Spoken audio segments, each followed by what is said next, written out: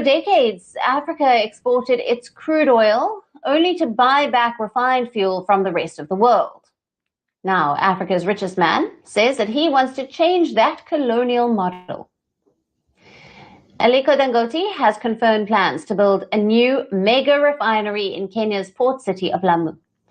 If completed, it would be the largest refinery in East Africa and Dangote's biggest energy investment outside of Nigeria. According to reports, the project is estimated to cost around $17 billion, with a planned capacity of 700,000 barrels a day.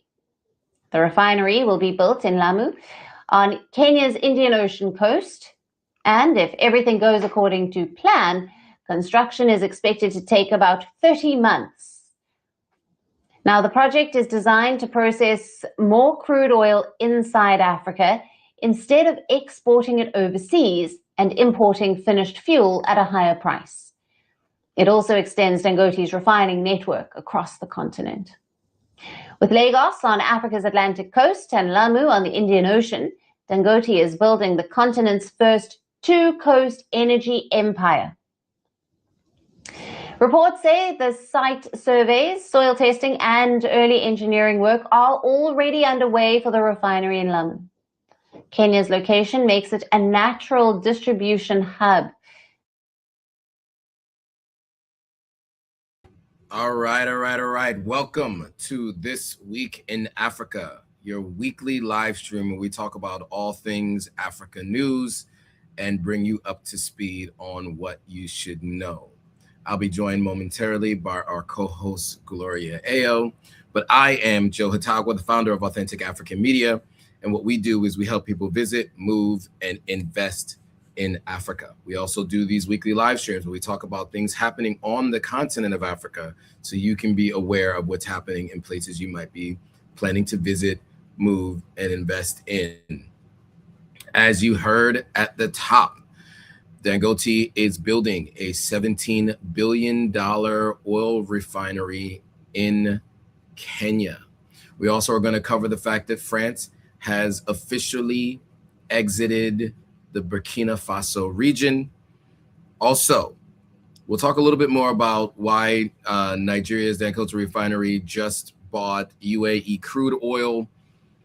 We'll speak more about Russia versus Ukraine, the proxy war, and Moscow accusing Kyiv of exporting its conflict to Africa, mainly and namely the Sahel states. We'll talk about China's signing an agreement targeting Namibia's oil, uranium, and critical minerals. And then lastly, if we have time, we'll talk about Kenya and Tanzania launching a coordinated crackdown to stop the July 7th Sabasaba protest. And if there's additional time, we have some briefs from around the continent, Russia's U.S. influence in the Sahel and who's trying to get what power, Nigeria versus South Africa tensions. We'll talk about Mali-Algeria relations, and if we can, we'll talk about Zimbabwe's political situation and Nigeria's fake government agency scandal, if there is time. Now, before we continue this story on the oil refinery in Kenya, in Lamu, Kenya, let's talk a little bit about who Aliko Dangote is. So for many of you, you may or may not know this. He's a Nigerian businessman and what many people will call an industrialist who is the wealthiest person in Africa. He's also the richest Black individual in the world. Some people estimate his net worth to be between 34 and 38 billion dollars. He supplies a number of different goods. There are sugars, cement, noodles, obviously oil. There's a number of different Dangote products that really find themselves around the continent of Africa, especially around West Africa. So he is the largest cement producer in Africa, operating across 10 African countries with a capacity of nearly 50 million metric tons annually of cement. He also had a $20 billion massive mega project and oil refinery in Lekki, which is in Lagos, that began fuel refining operations in early 2024 as the largest single train refinery in the world. It actually processes 650,000 barrels per day to satisfy Nigeria's fuel needs and to export energy globally. His group controls massive market shares, as I mentioned, in sugar refining, including the largest refinery in sub-Saharan Africa, salt refining, flour milling, and fertilizer production. So he was born in 1957 in Kano, Nigeria. He does come from a prominent Hausa Muslim family with wealthy traders, and he did graduate from university in Egypt and got a business loan from his uncle in 1977 to launch a trading firm. So throughout the 70s and 80s, he grew a business by importing commodities like rice and sugar. And his pivotal transformation occurred in 1999 when he pivoted to domestic manufacturing to help African nations self-sufficient, a vision what he calls the industrialization of Africa. So that's a little bit about Aliko Dangote. I think a lot of people bring him up when they talk about the wealthiest black men in the world. People bring him up when they talk about the wealthiest African. And so that gives you a little bit of an understanding of who he is and his vast business empire. It is not without controversy. There are a lot of conversations and questions around his wealth and monopolies, etc. But that is just what we felt you needed to know. So now let's get back to this story so you guys have a little bit more context around the $17 billion East Africa oil refinery. So as mentioned, it's a $17 billion refinery in Kenya's port city of Lamu, and the project could become the largest refinery in East Africa, where he has the largest refinery in sub-Saharan Africa currently. So as a planned capacity of 700,000 barrels per day, as you might remember, the one he has in Lekki is 650,000 barrels per day. So this refinery in Kenya will eclipse the refinery he has in Lagos. And it would extend his energy footprint, obviously, beyond Nigeria and create a two-coast refining network, obviously stretching from Lagos on the Atlantic to Lamu on the Indian Ocean. It's supposed to aim to reduce Africa's dependence on imported fuel by processing more crude oil on the continent. In the next video, we'll talk about how he's actually purchased some crude oil from the UAE. And so in theory, if this refinery, this crude oil refinery in Kenya gets up and running, then there'll be less reliance on importing crude oil externally and refining it in continent in Kenya to then produce it and make it available to the rest of the continent. And you can imagine if this is successful in Kenya, depending on the political environments and the business environments of other countries on the continent that also have crude oil, you would imagine there's a potential for oil refineries there. I will mention that Dangote has actually been also listed on the Nigerian Stock Exchange. And I just want to give you some insight into that because that's also kind of an important part of the story. So as I mentioned, it's the conglomerate listed on it's called the Nigerian Exchange Group. So the company is Dangote Industries Limited, and the portfolio dominates the Nigerian capital market. It actually started trading at 1,000 naira, and it's the second most valuable company in Nigeria, commanding a market cap of 17.36 trillion naira. It just went public in the last 30 days. So this is maybe the last 60 days. So this is a kind of a big deal for the company in and of itself. All right, so with that, I'm going to get a little bit more back into this video because it does give a little bit more insight into the Dangote Refinery, what it means, and what we can expect from it. So we'll bring back on this video, and then we will have some commentary on the other side.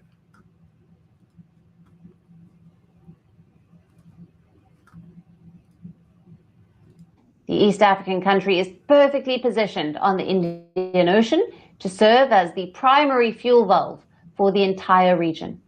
From Lamu, refined fuel could be shipped across East Africa to countries like Uganda, South Sudan, Rwanda, Burundi, and the DRC, helping to reduce the region's dependence on imported petroleum.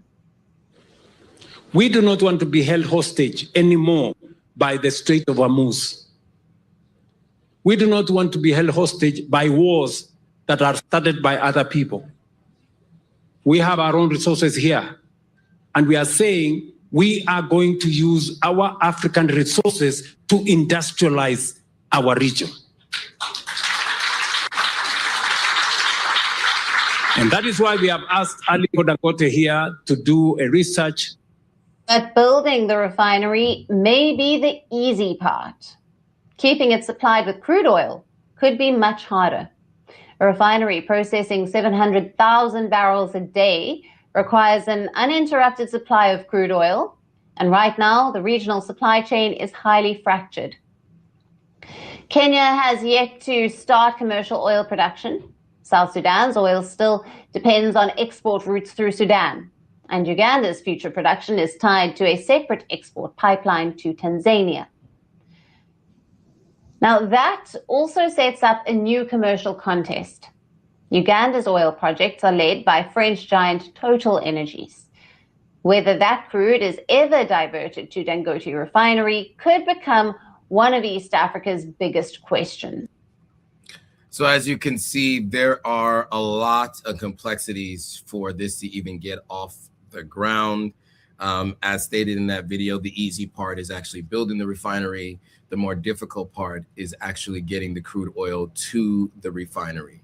So just for context, for everyone's aware, obviously there aren't many beyond this refinery and the one that's in Nigeria. And then Nigeria has also had a state-owned refinery as well that they built, but small in scale.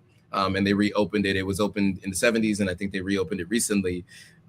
Most crude oil leaves the continent, gets refined, gets sold back in the continent at higher prices, right? As you heard there, Uganda has a deal with Total Energy, which is one of the major French oil companies. And that is one of the biggest challenges in Africa. Not owning the supply chain means that Africa generates the least amount of revenue from the oil it produces itself. And this is not just an oil issue, it's an issue across many different commodities, right? And so as you hear from that story on Aliko Dangote's plans, it's to refine more products on the continent, right? He started doing that with sugar and salt milling, and then all the other things, right? So you're producing it on the continent and you're refining it and making it available for consumption and use by the end user all on the continent to distribute within the continent, so there's less reliance externally. You heard William Ruto, the president of Kenya, also make that statement on May the 12th of this year. In that same vein, obviously there are some challenges in Kenya as we speak with, with protests in regards to his regime. But what he was expressing there is something that we've been expressing on the on this live stream here, is that the continent needs to be refining the natural resources on the continent and selling it at the same global prices that other people are selling it for outside the continent. And also, of course, trading within the continent. And so, obviously there are a number of different contracts in place in these different countries, as stated in that video. So we'd like to see if there's any, if there will be any change in that, and so that more crude oil ends up coming to potentially the Dangote Refinery in Lamu, so that there won't need to be a purchase of crude oil outside the continent.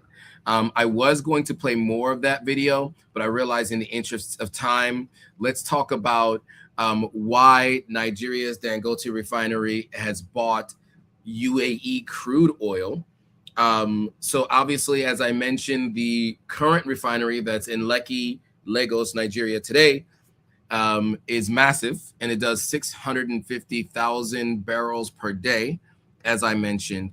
They had achieved, obviously, a new milestone. Some people had called it historic by, of course, importing its first ever crude oil from the UAE. Now, there are a lot of conversations and questions about that practice, but let's just speak to the facts. Other reports confirm that the facility secured 2 million barrels of crude oil from Abu Dhabi National Oil Company. And that move marks the major departure from its traditional reliance on African and previously American oil. So keep in mind that there was American crude oil also being funneled through the Dangote Refinery as well.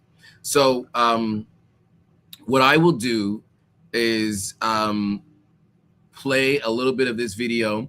Now, this is from earlier this month. We didn't get a chance to talk about this, but this is all in relation to this expansion efforts in Lamu in Kenya, and it speaks to the reliance on getting oil from other places outside of the continent because of the crude oil deals that are in place today with European companies and countries, etc. So let's play a little bit from this video and we'll have some commentary on the other side. Our next story is from Nigeria. Africa's biggest oil refinery has just done something it has never done before.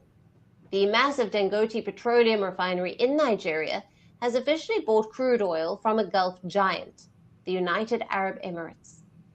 According to S&P Global Commodity Insights, Dangote secured 2 major cargoes of UAE crude. Reports say that 2 million barrels of crude were imported from the Abu Dhabi National Oil Company, ADNOC, in the month of June. Now, this marks the refinery's very first purchase from the West Asian supplier. For a facility built in Africa's largest crude oil producing nation, this is a massive headline. It is a major departure from the African and American crude oil that the refinery usually runs on. So why is this happening right now? The answer comes down to 2 things: local shortages and global timing. First, let's look at the global stage. Now, this purchase follows a big shift in West Asia. An initial peace memorandum between the United States and Iran has eased tensions. Shipping lanes through the critical Strait of Hormuz have normalized. This has improved the availability of Gulf crude in international markets. Simply put, Dangote saw an opening and took it. But there is a deeper, more troubling reason closer to home. Nigeria is struggling to supply its own massive refinery. On paper, Dangote has a narrow for crude agreement, which is the Nigerian National Petroleum Company, the NNPC. Under this deal, the NNPC is supposed to supply between 13 and 15 cargoes of domestic crude every month. But in reality, persistent domestic shortages and operational bottlenecks keep getting in the way. Nigeria simply is not producing enough consistent feedstock to comfortably meet its export commitments and supply Dangote's growing demand. Now, so I'll leave it there and just give a little bit of commentary here. So as you can see in this video, they explained the reason why Dangote has decided to look outside of, obviously, Nigeria's own crude oil stock, because there are limitations based on all the things stated there in terms of what's available, but also supply chain challenges. And so they also use the United States crude oil as well. And then now they've made this order from the UAE. And it seems as if, or as though, that will likely be the case when the Lamu refinery gets off the ground as well, because we're talking about 700 barrels versus 700,000 barrels, sorry, versus the 650,000 barrels in Nigeria in the Lamu refinery. And so that means that they will likely have to look elsewhere to be able to get the crude oil necessary to be able to meet that demand. So we will keep an eye on this and keep you guys posted. I wish we had Gloria here to give some insight as the resident Nigerian on the live stream, but we will hear from her in a little bit. Maybe she can give her thoughts whenever she's able to get on.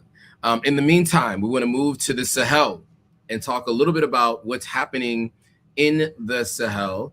As you saw from the thumbnail, France has pulled all of its diplomats from Burkina Faso as Traoré ends Macron's era in the Sahel.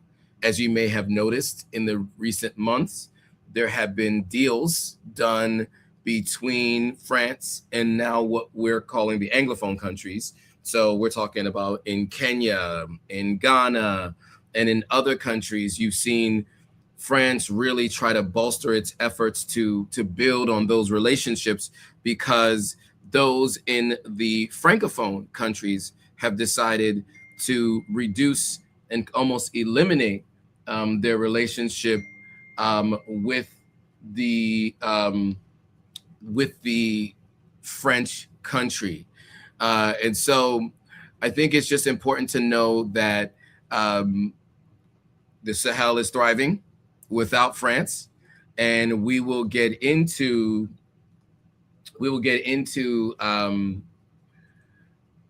how they've been thriving. But first, let's just get to the story about how the Burkina Faso folks, in particular Ibrahim Traoré, has decided to basically completely remove France from Burkina Faso. So real quickly, let me give you some insight first, and then we'll get to the video. So Burkina Faso completed its most dramatic break yet from France as French diplomats leave the country following the formal severing of diplomatic relations by Captain Ibrahim Traoré's military government. Ouagadougou says the partnership with its former colonial ruler no longer rests on mutual respect or trust, while France has condemned the move as quote unquote a hostile and unfounded move. The rupture follows years of deteriorating relations, including the expulsion of French troops, the suspension of French media outlets, and repeated accusations that France is interfering in Sahel affairs. Burkina Faso says it wants to move independent foreign policy, wants a more, independent foreign policy based on diversified partnerships and South cooperation. So analysts say the decision could reshape diplomacy across the Sahel, where Mali and Niger have already moved sharply away from France. And so we will hear from First Post Africa on this story, and then we will have some commentary on the other side. So stay tuned. The final thread linking France and Burkina Faso has now been cut. All French diplomats have now left Burkina Faso after Ouagadougou formally ended diplomatic relations with its former colonial ruler. It is the final step in a break that has been years in the making, and one that could reshape diplomacy across the Sahel. The French Foreign Ministry says all of its diplomats returned to France late last week. Paris has also ordered Burkina Faso's diplomatic staff to leave France. After Ouagadougou announced it was severing diplomatic relations with immediate effect on the 26th of June, and France has described the decision as hostile and unfounded. Burkina Faso says the break followed what it called an in-depth review of its relationship with France. The military government says the conditions for a partnership based on mutual respect and trust no longer exists. All right. So, Gloria, now that we have you, I'd love to hear from you on the story here that France diplomats are finally out of Burkina Faso completely and fully. Your thoughts? Yeah, apologies. But anyway, let me get right into it. So, when you hear certain words like hostile and unfounded, it's really mind-boggling, because I know France is not talking about any African country being hostile. And you know, whatever decisions they make in the interest of their sovereignty, you're calling that unfounded. I don't understand what the fuss is. And I think what the Sahel has done, you know, if we're looking at it from the angle of what the people want, it's precisely what the people have asked for. For many years, we've had people asking for Africa to be liberated from countries that come from outside the continent, to come to the continent, to exploit, extort, and there's never been equity. For the most part, we've not had countries that come in and respect us. And that's why when certain countries seem like they're getting more attention in parts of Africa, such as the Sahel, there's a reason. Even if we say those countries are not necessarily dealing with us perfectly, they're far more respectful when you think of certain countries that come to the continent to do things that are against the interest of the people. Again, I'm referencing uranium, and I'm going to use Niger as a case study. Niger has powered France for many years, and the country, Niger, has not been able to have electricity. You can't even compare the electricity in Niger with the electricity in France. And you're talking about hostile and unfounded. If you truly cared about the people, in the interest of being Pan-Africanist, as Macron has claimed he is, you will be lobbying for equity. I'm just using Niger as an example, because if we go down the list, we don't even have enough time. You would be lobbying for fairness in Niger. Didn't you see that the people didn't have as much light? Didn't you see that the standard of living was way below what it is in France? So when they're telling you to leave, and now you're going to other parts of Africa and, you know, trying to plant your flags in those countries, well, it is what it is. But based on what you have done throughout history and what you're still doing, I completely understand why the people, why the leaders in the AES have decided to do what they've done. Absolutely. And I think just one thing I'll add to that is, you know, the AES is the perfect example of what we, as folks who've been talking for years about Africa's independence, they're the perfect example of what it looks like to be independent.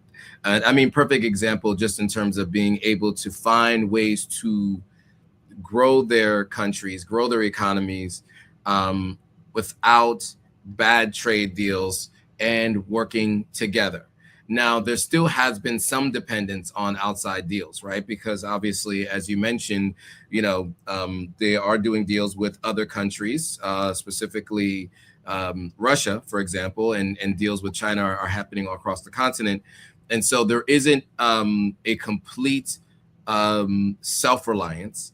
However, you know, when you have all of your reliance on generally one country, and you haven't diversified that's a problem altogether.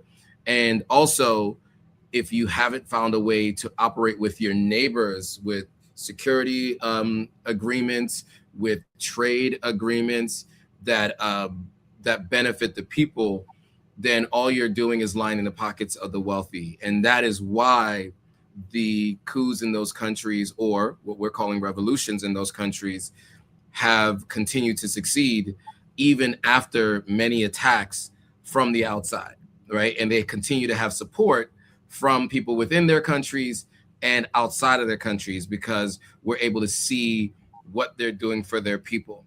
Now, an example of that is what we're going to talk about with Burkina Faso in this next video.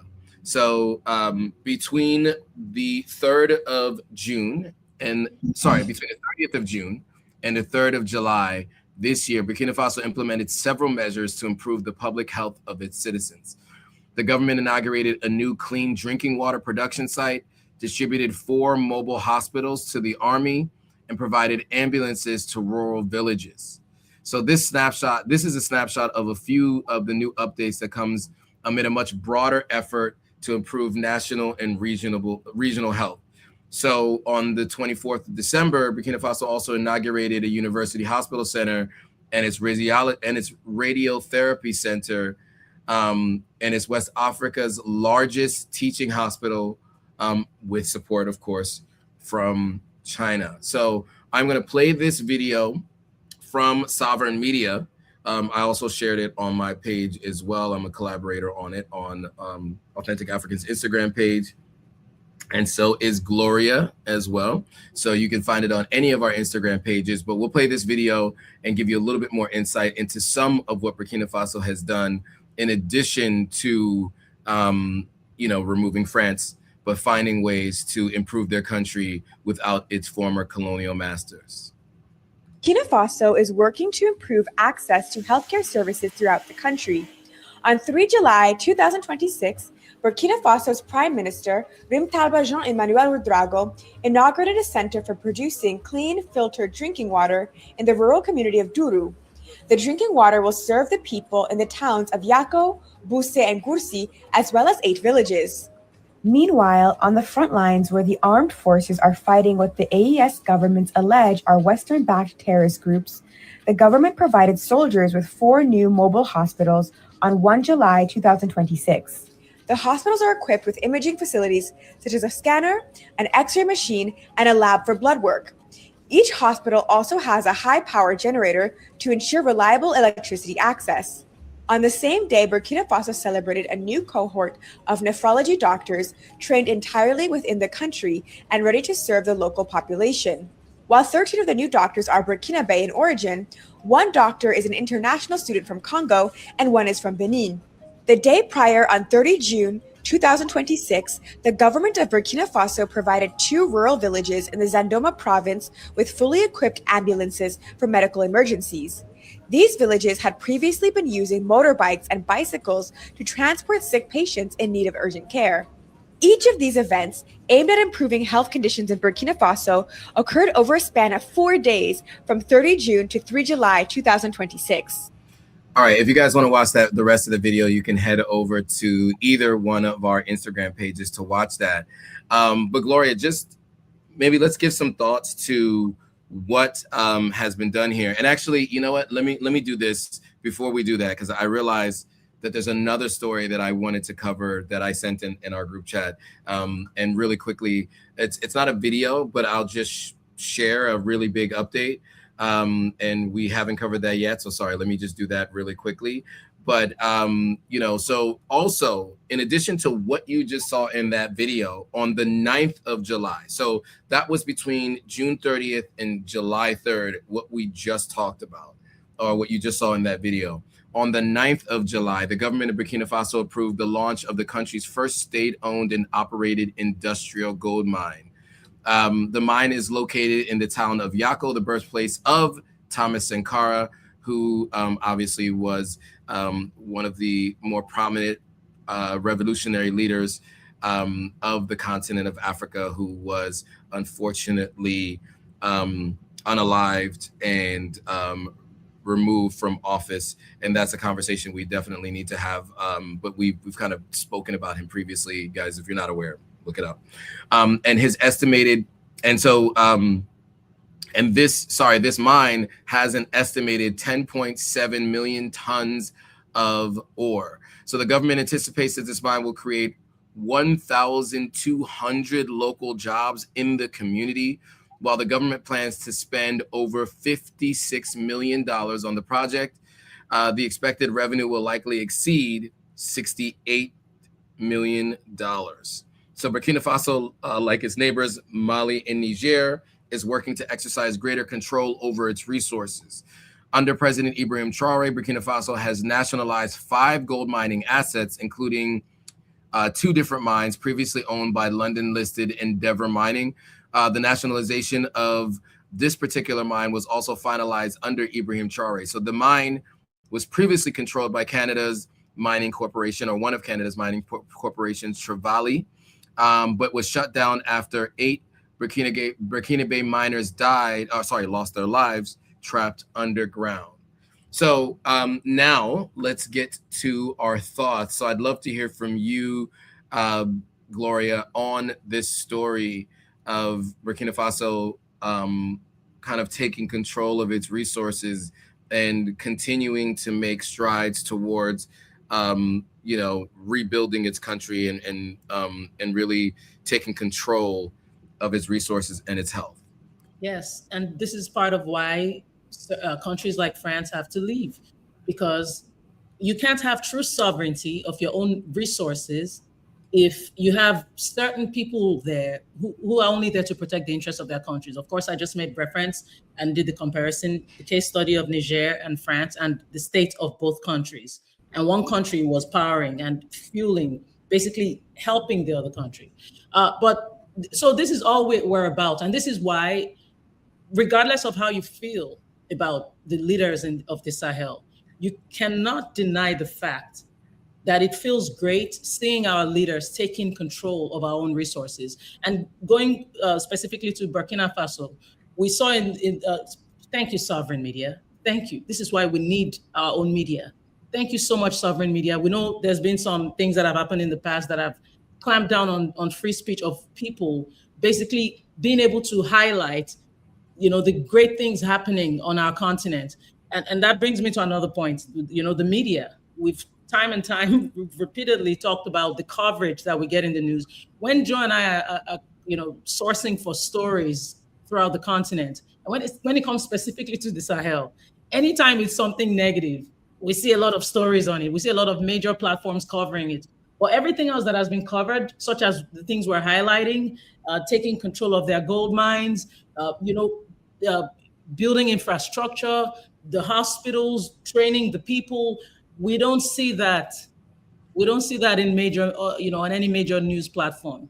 And this is why we need platforms such as Sovereign Media. This is why we need platforms such as Authentic African, because now it's about what is truly, truly going on. I'm here for the sovereignty of Africa, and I'm here for the fair, clear, and accurate depiction of what is going on in the Sahel. Absolutely. I mean, look, Teachers Hospital, bringing in teachers from around the continent, the biggest in sub-Saharan Africa, which is huge. And then also the fact that they're, obviously building the gold mine and taking back their natural resources, because these are all things that, of course, that a very few wealthy elite were benefiting from. And this was the issue that led to the revolution in the first place. And so, look, from what we're seeing, Ibrahim Traoré is delivering on the promise, the things that the people of his country have been asking for. And I always mention that seeing something like this will give other African leaders ideas, not maybe the current crop of leadership, but those who are growing up and who are thinking about getting into politics. I hope that this inspires them, just like Thomas Sankara inspired Ibrahim Traoré. I think we anticipate that there's going to be a new crop of leaders coming out that will have very similar mindsets and will operate in very similar ways. And this is against the backdrop of, sanctions on Mali. Those still have not been lifted, right? Mali has been under sanctions for years. I don't even have the exact number of years that they've been under sanctions. And every year, they're one of the fastest growing economies in the world. In fact, all three of the countries in the Sahel, last I checked, I think last week, there was some reports out that they've all seen an average of about 5% GDP growth year on year over the last couple of years, which is in direct conflict with where they were previously, or in opposition or exact opposite of where they were under the previous regimes. So obviously what they're doing is working.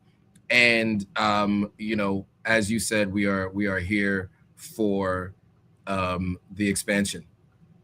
I don't know if we want to go back to the previous story on Aliko Dangote's expansion to the refineries in Limu. And I also played a video because it's also relevant that it was saying that Nigeria's crude oil is not enough to be able to fully support the 650,000 barrels per day production that is happening at the Lekki refinery. The Limu refinery is going to be 700,000 barrels per day. And there's all kinds of supply chain issues. Did you have any thoughts that you wanted to give on that story of the new refinery in Kenya before we move on to some of the other stories? Yeah, well, what I would say about it, obviously, we know that Dangote has, there have been a lot of challenges regarding what Dangote is doing with fuel. Again, sovereignty. Anytime there's a conversation around sovereignty, it's always some drama around it, because there are certain forces that don't want Africans to just, and it's sad, but it sounds like a conspiracy theory, but time and time again, this fact has been proven. You have external forces that are not looking out for the people as they claim that they are. They're only looking out for their own interests. But one thing I will commend Dangote for is the fact that, we've seen him doing what he can to partner on the continent, regardless of how I feel about certain leaders or anything like that, is keeping it on the continent. And those are the kinds of things where we've been talking about, because Africa in itself is self-contained, and it should be able to, or rather, what's the term I'm looking for? It should be self-reliant. Everything that Africa needs is right there for Africans. You don't have to go outside necessarily, but if you absolutely must, ensure that it's an equal partnership. Absolutely. I hope that answered what you're saying. I guess maybe because I didn't see the videos or anything, but that was actually my thoughts on the Dangote story. Sure, no problem. And so, yeah, I think that what you're saying there is important, because again, it comes back to the self-reliance, right? Unfortunately, because of bottlenecks and previous relationships, there is some reliance on others. One of the things that I found from the research on this is that not only is the crude oil coming from Nigeria, but there's also American crude oil being refined in the Dangote Refinery. And then the other video that I had played just spoke about the fact that they recently purchased some crude oil from the UAE as well. And it just speaks to the resource bottlenecks, the supply chain challenges, and and also previous partnerships that are in place that are hard to move from. Right. And so, but at least the refineries are there, and gives the opportunity to eventually get to a place where the continent can be more self-reliant. Speaking on reliance and outside interference,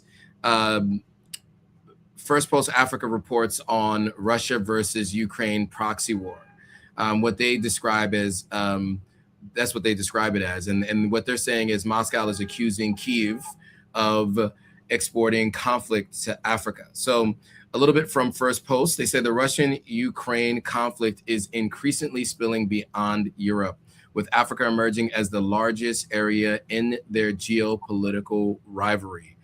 During a visit to Burundi, Russian Foreign Minister Sergei Lavrov accused Ukraine of supporting armed groups fighting governments across Africa, including the DRC.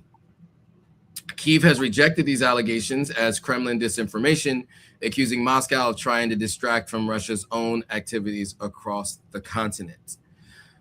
I will play this video from First Post Africa, and we will have some commentary on the other side.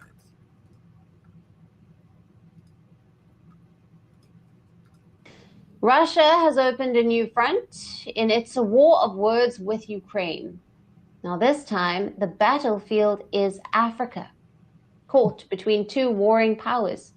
The latest claim came during Sergei Lavrov's visit to Burundi, the final stop of his Africa tour. The Russian foreign minister accused Ukraine of backing forces fighting governments across Africa in order to weaken Russia's partners on the continent. Ukrainians are attempting to side with forces opposing legitimate governments in far too many conflicts on the African continent, solely in order to establish themselves as a political force on the African continent, and most importantly, to cause trouble for countries friendly to Russia. Lavrov also extended those claims to the Democratic Republic of Congo. He alleged Ukrainian personnel were supporting rebels fighting the Congolese government. The legitimate government of the Democratic Republic of the Congo, with Burundi's support, is overcoming the aggression being waged against it by the so-called M23 group, which is backed by foreign representatives, including Ukrainians. Это наша позиция. Kyiv has rejected the accusations outright. Ukrainian officials say Lavrov's claims about the Democratic Republic of Congo are unsupported by evidence. So this is the first I am hearing of M23 being supported by Ukraine. So that is a quite the accusation. And I think it's an interesting one. I mean, we've heard a lot of things about potentially Rwanda, potentially countries in, West Asia, formerly called the Middle East. Your thoughts, though, on this new accusation, and maybe just in general, what we've been hearing, even amongst the Sahelian states and their conversations about the Ukraine and its interference in that region.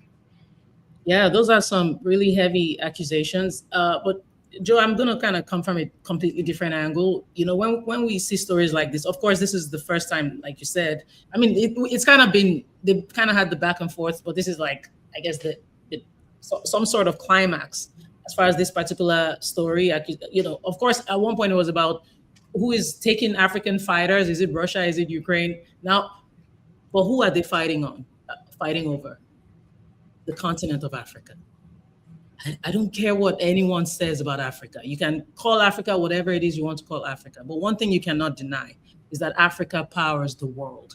There's a reason a country as powerful as America, there's a reason France, the UK, there's a reason Ukraine, there's a reason all these countries are fighting themselves to ensure that they are the ones who have access to Africa. And the question that I keep asking is, are our leaders even aware of how powerful we are? That's why when you go do some agreements, that the partnerships are clearly not equal. It's confusing to us because you don't even know what is underneath your own ground. Everything is on the continent of Africa. But what Africa has lacked throughout its history is good leadership. If only we had good leadership. Thankfully, the people are aware, the people are awake. Our ancestors, unfortunately, didn't have access to the information we have now. But our leaders are aware. That's the question. You're having Ukraine now and Russia accusing themselves. Who is fueling conflict in Africa? Man, I get goosebumps. The potential of Africa. It's so unfortunate, Joe. Beautiful, beautiful continent. Yeah. I mean, and so I'll just add to it. I mean, so the first time we've ever heard Ukraine added to specifically the conflict in the DRC. So this is new. The Russian foreign minister has mentioned Ukraine's involvement in the Sahel. We recently, just to go through some of the recent stories and some of the history, there was 1,500 troops, non-military, like Malian government, troops that were doing coordinated attacks across Mali just a few weeks ago. And there was questions about who was sponsoring it. Ukraine was obviously accused of being a part of it, one of the sponsors of this. You had a attack at an airport in Niger, which also in that case, if I'm not mistaken, Ukraine was also accused in that instance. We do know that the Ukraine did take responsibility for the unaliving of a number of Malian troops, I think about 2 years ago, by some rebel forces. So it's not outside of the realm of possibilities that those things could be true. I think to the point you're making, just around African leaders and how they have been handling our natural resources and the deals that we've been having, I think historically the issue has been that those deals have been great deals for the individuals who are making themselves independently wealthy, but obviously bad deals for the entire country that they're meant to serve. And that's what led to the revolutions in the Sahel in the first place. So it all does come back to leadership and the natural resources. And as you mentioned, Africa does power the world. And so regaining that power is going to take some time, but we do have some bright lights in certain regions working to do so. Okay, with that, we are limited on time. There were two more stories that we were going to cover. China's Xi Jinping signs an agreement targeting Namibia's oil, uranium, and critical minerals. And then we also did want to try to cover Kenya and Tanzania launching a coordinated effort to crack down on the July 7th Sabasaba protest. I think in the interest of time, we don't have time to play the videos and to go through the stories. Do we want to do? I'll just do a high level reading of what the background on China and this agreement with Namibia, and then maybe we'll get to the Kenya-Tanzania coordinated effort before we go. So Namibia is what we're saying. First Post Africa is saying is redefining its economic partnership with China, shifting away from the traditional raw material extraction model towards domestic value addition. So during an official state visit to Beijing, Namibian president secured 8 strategic cooperation agreements spanning architecture, infrastructure, and green minerals. And this is as Namibia prepares to potentially become Africa's 4th largest oil producer by 2030, holding billions of barrels of offshore crude alongside massive deposits of uranium, lithium, and rare earth elements. So the nation is using its newfound resource wealth as immense geopolitical and economic leverage. Any thoughts on this number of agreements across these different sectors between Namibia's president and China? Yeah, and I will stand on what I've always said. I am for intra-continental trade, but if we must step outside, it has to be fair. And that goes back to my point that I made earlier about certain countries that we feel more comfortable with, regardless of, what I mean? I'm not going to deny that there might be some question marks here and there as far as how they do certain things. But when you compare countries like China, Russia, I think even Turkey, there was some partnership on the continent.